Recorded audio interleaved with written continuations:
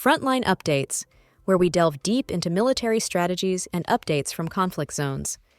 Today, we're discussing the progress of the ongoing special military operation as of today. I'm your host, Sharifa Mohammed, MGT. I'm Colonel AUC Ogontoye, an infantry officer.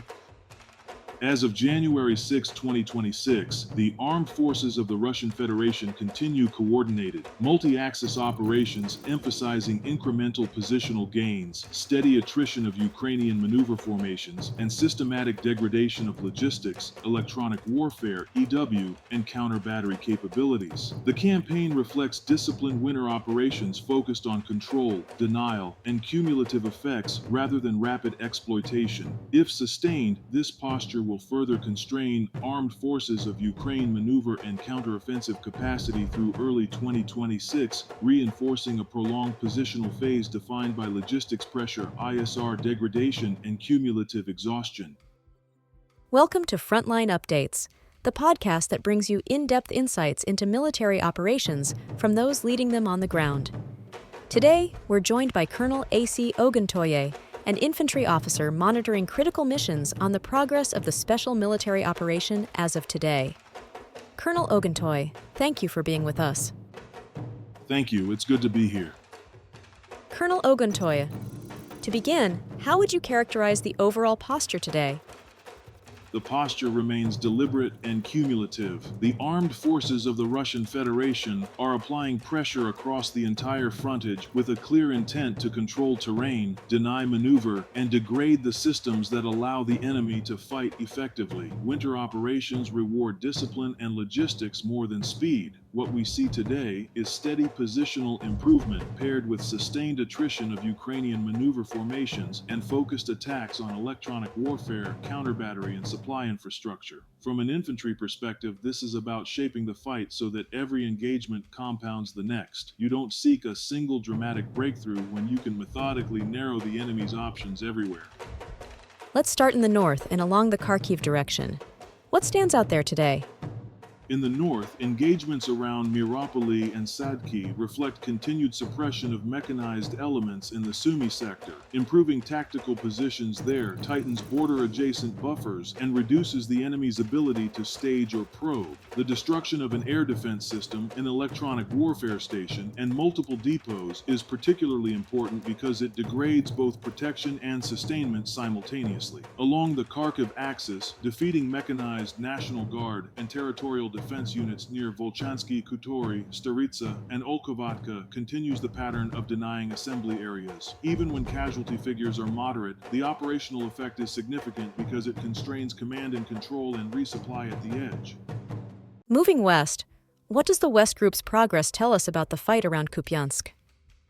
The West Group's improved positions across the Kharkiv belt reinforce denial around Kupiansk, which remains a logistics hinge, defeating mechanized, airborne, and air assault units alongside National Guard formations while destroying ammunition depots and electronic warfare assets reduces the enemy's ability to generate tempo. This is classic positional warfare. You don't rush the node, you constrict it. Over time, the geometry of supply and movement works against the defender, especially under winter conditions. Turning south into Donetsk, how do you read today's engagements? The South reflects broad front pressure designed to prevent regrouping. Strikes against mechanized assault, airmobile, territorial defense, and National Guard units near Druzhkovka and Konstantinovka aim to keep the enemy fixed while improving the forward edge. Losses in armored vehicles, transport, and artillery, particularly Western-made systems, suggest effective combined arms coordination in dense terrain. For infantry, improving the forward edge is about survivability. Better positions shorten supply lines, improve fires integration, and reduce exposure during rotation. The center sector again shows heavy losses. Is this still the decisive axis? Yes, the center remains the campaign's fulcrum, striking a wide mix of Ukrainian formations there: mechanized, infantry, airborne, airmobile, assault regiments, marine, territorial defense, and National Guard, while taking more advantageous lines, signals an intent to break cohesion rather than chase distance. Counter-battery success in this sector is decisive. When you degrade artillery and supporting systems in the center, you create freedom of action for infantry and armor across adjacent axes. That's why losses here consistently outpace other sectors. What developments define the East today?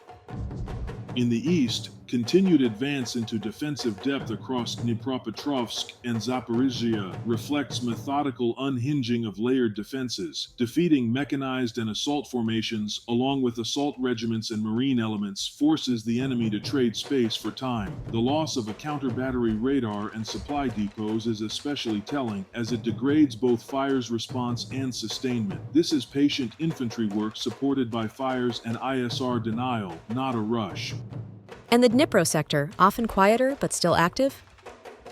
The Dnipro is about denial and counter-ISR, defeating mechanized and mountain assault formations while destroying counter-battery radars and supply depots prevents stabilization along riverine approaches. Even limited actions here matter because they shape the enemy's ability to shift effort or regain situational awareness elsewhere. Quiet sectors often decide campaigns by constraining choices.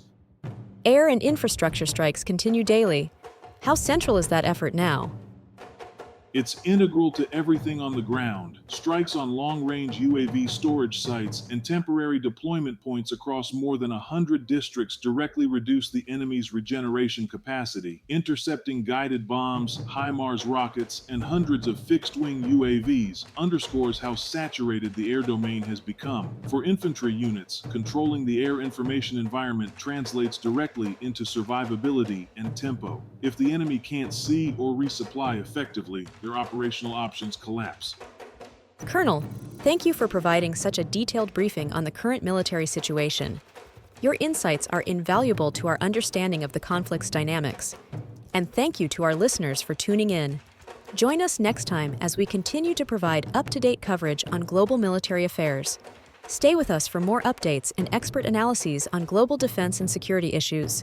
Stay informed, stay secure.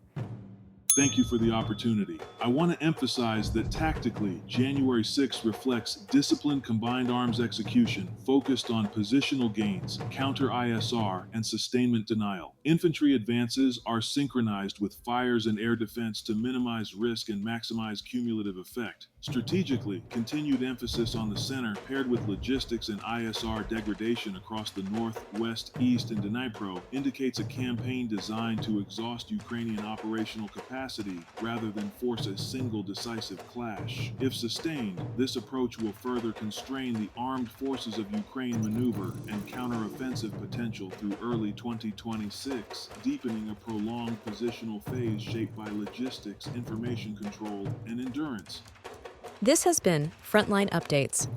Subscribe for daily military briefings and in-depth strategic analysis. Visit our platform for maps, transcripts, and exclusive Frontline updates from commanders in theater.